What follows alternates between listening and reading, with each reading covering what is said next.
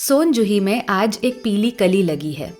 इसे देखकर अनायास ही उस छोटे जीव का स्मरण हो आया जो इस लता की सघन हरितिमा में छिपकर बैठता था और फिर मेरे निकट पहुंचते ही कंधे पर कूदकर मुझे चौंका देता था। तब मुझे कली की खोज रहती थी, पर आज उस लघु प्राण की खोज है। परंतु वह तो अब तक इस सोनजूही की जड़ में मिट्टी होकर मिल गया होगा। कौन जाने स्वर्णिम कली के बहाने वही मुझे चौंकाने ऊपर आ गया हो। अचानक एक दिन सवेरे कमरे से बरामदे में आकर मैंने देखा, दो कौवे एक गमले के चारों ओर चोंचों से छुआ छुअल जैसा खेल खेल रहे हैं। यह काक भशुंडी भी विचित्र पक्षी हैं, एक साथ समादरित, अनादरित, अति सम्मानित, अति अवमानित।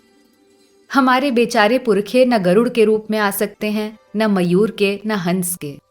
उन्हें पितृपक्ष में हमसे कुछ पाने के लिए काक बनकर ही अवतीर्ण होना पड़ता है। इतना ही नहीं, हमारे दूरस्थ प्रियजनों को भी अपने आने का मधु संदेश इनके कर्कश स्वर में ही देना पड़ता है। दूसरी ओर हम कौआ और कांव कांव करने को अवमानना के अर्थ में ही प्रयुक्त करते हैं। मेरे काक पुराण के विवेचन में अचानक बाधा आ पड़ी, क्योंकि गमले और दीवार की संधि में छिपे एक छोटे से जीव पर मेरी दृष्टि रफक गई। निकट जाकर देखा, गिलहरी का छोटा सा बच्चा है जो संभवतः घोंसले से गिर पड़ा है और अब कौवे जिसमें सुलभ आहार खोज रहे हैं।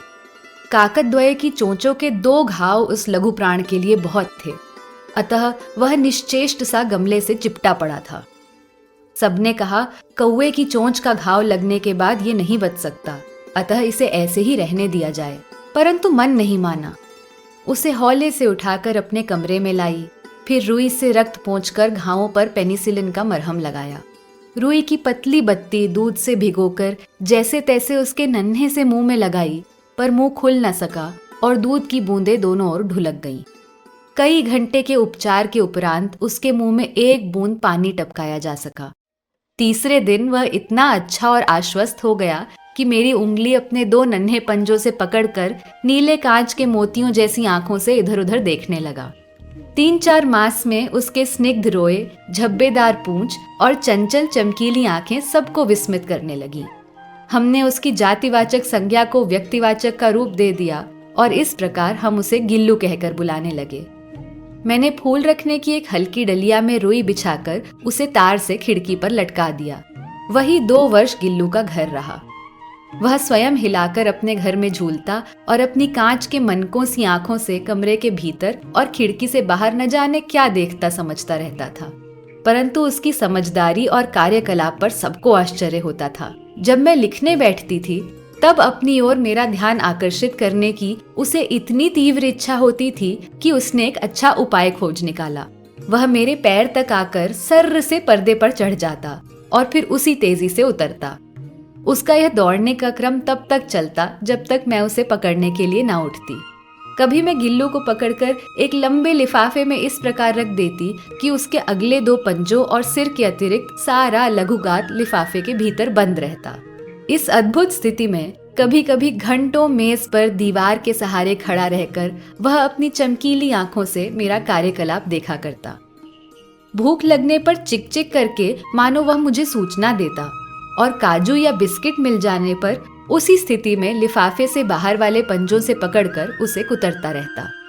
फिर गिल्लू के जीवन का प्रथम बसंत आया।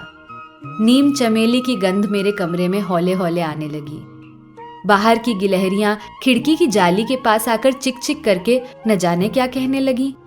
गिल्लू को जाली के पास बैठकर अपने पन से बाहर झांकते देख मुझे लगा कि इसे मुक्त करना आवश्यक है। मैंने कीले निकालकर जाली का एक कोना खोल दिया और इस मार्ग से गिल्लू ने बाहर जाने पर सचमुच ही मुक्ति की सांस ली। इतने छोटे जीव को घर में पले कुत्ते बिल्लियों से बचाना भी एक समस्या ही थी। आवश्यक कागज पत्रों के कारण मेरे बाहर जाने पर कमरा बंद ही रहता है। मेरे कॉलेज से लौटने पर जैसे ही कमरा खोला गया और मैंने भीतर पैर रखा, वैसे ही गिल्लू अपने जाली के द्वार से भीतर आकर मेरे पैर से सिर और सिर से पैर तक दौड़ लगाने लगा। तब से यह नित्य का क्रम हो गया। मेरे कमरे से बाहर जाने पर गिल्लू भी खिड़की की खुली जाली की राह बाहर चला जाता और दिन भर गिलहरियों के झुंड का नेता बना हर डाल पर उछलता कूदता रहता और ठीक 4 बजे वह खिड़की से भीतर आकर अपने झूले में झूलने लगता। मुझे चौंकाने की इच्छा उसमें न जाने कब और कैसे उत्पन्न हो गई थी। कभी फूलदान के फूलों में छिप जाता, कभी पर्दे की चुन्नट में और कभी सोन जूही की पत्तियों में। मेरे पास बहुत से पशु पक्षी हैं और उनका मुझसे लगाव भी कम नहीं है, परंतु उनमें से किसी को मेरे साथ मेरी थाली में खाने की हिम्मत हुई है, ऐसा मुझे स्मरण नहीं आता। गिल्लू इनमें अपवाद था। मैं जैसे ही खाने के कमरे में पहुंचती, वह खिड़की से निकलकर आंगन की दीवार, बरामदा पार करके मेज पर पहुंच जाता और मेरी थाली में बैठ जाना चाहता।